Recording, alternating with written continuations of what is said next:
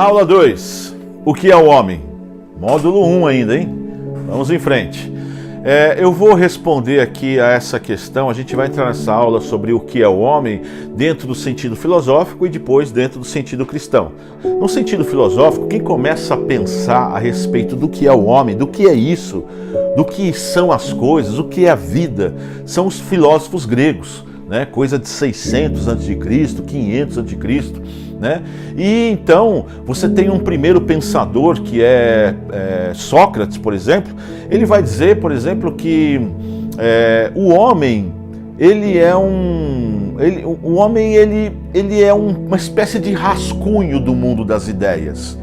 Sócrates, através de Platão, esse chama-se pensamento platônico. O pensamento platônico vai dizer que o mundo perfeito é o mundo das ideias. E o mundo da existência, da realidade, é um mundo imperfeito. E a perfeição, então, está no mundo das ideias. Então, a conclusão do homem em Platão é que o homem é uma espécie de rascunho, de ser decaído, de uma coisa assim, em construção, de animal, rascunhado.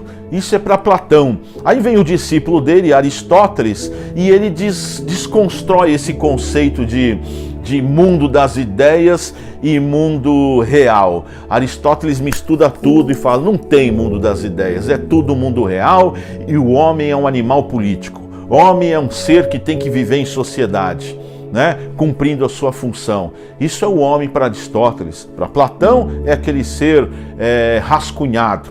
Para Aristóteles é um animal político, ele chama de zoopolitikos, né? Aí depois entra o pensamento cristão. Eu vou dar um pulo no pensamento cristão e já vou lá para a modernidade, porque o pensamento cristão ele começa com Cristo e termina no fim da Idade Média, no ano de 1500.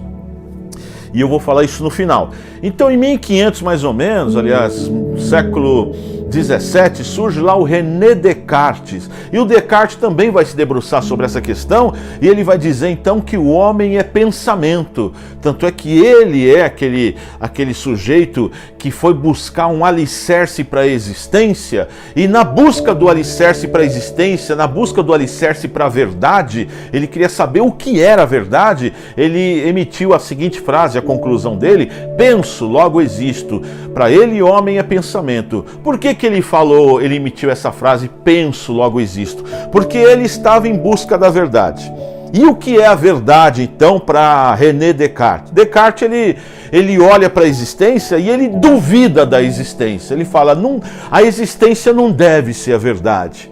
Por quê? Porque quando eu estou dormindo, sonhando, eu também estou inserido em um ambiente de existência. E se eu estou inserido num ambiente de existência dentro do meu sonho, eu consigo fazer a leitura da realidade no meu sonho e eu também faço a leitura da realidade quando eu estou acordado. Ora, qual que é a verdade? Quando eu estou no sonho, eu de fato estou lá no sonho. E quando eu estou na realidade, acordado, de fato estou acordado. Os dois ambientes são verdadeiros, né?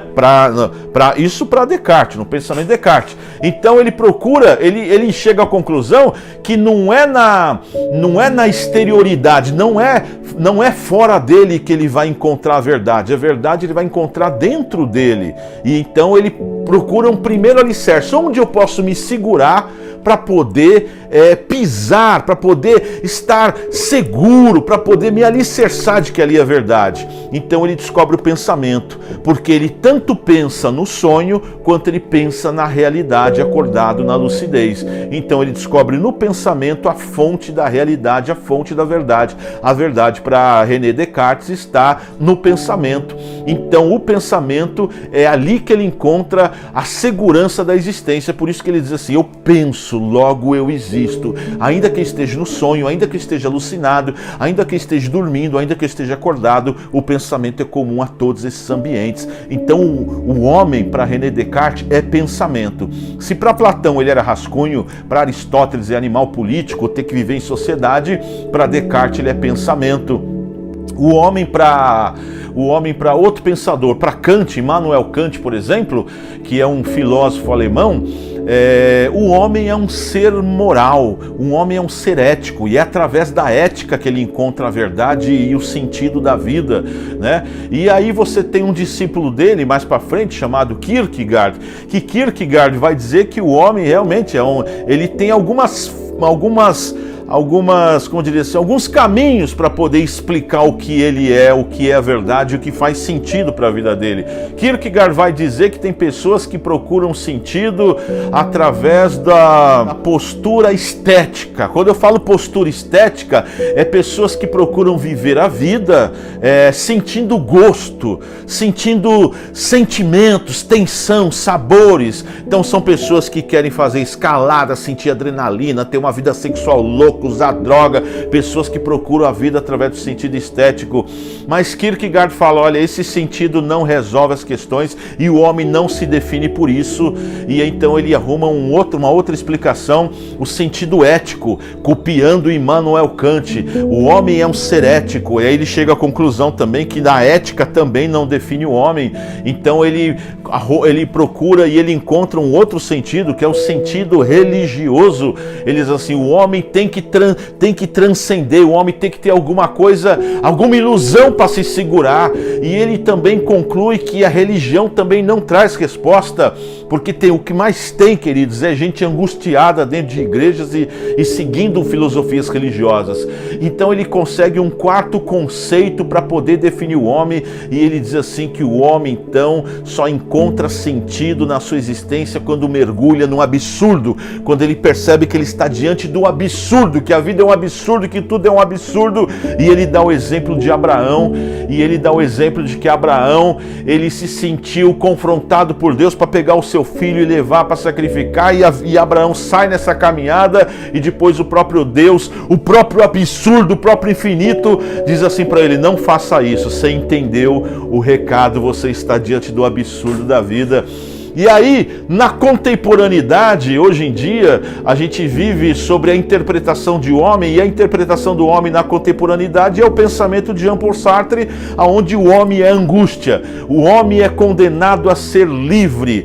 A angústia do homem é justamente porque ele é livre, porque a cada segundo que passa, o homem tem 360 graus de direção, de opção, de atitude. O homem, a cada segundo, ele pode ir para onde ele quiser, fazer o que ele quiser, e a angústia dele é para onde eu vou. A angústia do homem é acentuada mais ainda nos dias de hoje, porque o homem, além de ser condenado a ser livre, segundo Jean-Paul Sartre, ele ainda hoje sofre o processo de comparar o que ele é com o vizinho. Então, se ele já era angústia, essa angústia ela é acentuada pelas redes sociais e por tudo mais.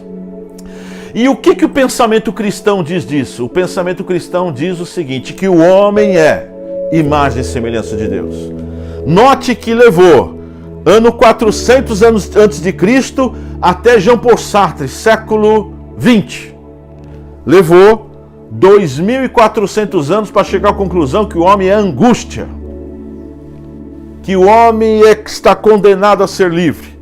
Mas o pensamento cristão diz que o homem é imagem e semelhança de Deus, e que o homem pode tudo aquilo que a Bíblia diz que ele pode, a palavra de Deus diz que ele pode. Então, o que é o homem? Se você for buscar o que é o homem na ciência, fatalmente você ficará angustiado, porque o homem é angústia. Mas se você for procurar o que é o homem na revelação que Deus nos trouxe através da Torá, você vai encontrar um apoio. Você vai encontrar um alicerce, você vai encontrar segurança, porque ali diz que o homem é a imagem e semelhança de Deus, é a imagem dessa força infinita, criativa, onipotente, onisciente, onipresente, que está aqui para cumprir um propósito. E isso então traz muito mais alento para a nossa alma. Nesse aspecto, eu diria que é mais importante. A sabedoria vai perguntar, e aí? Você vai fazer o quê? Você vai ficar com o que a ciência está dizendo? Porque você, para poder ficar com o que a ciência está dizendo, você tem que colocar fé naquilo, você tem que crer que o homem é angústia. Ou você vai ficar com o que a palavra de Deus nos diz, que você é a imagem e semelhança daquilo que é o amor. Também tem que pôr fé, nos dois âmbitos tem que pôr fé. Então, Eu quero que você reflita sobre isso. E como lição de casa, eu quero que você assista esse vídeo que nós estamos indicando para você. Até a próxima aula.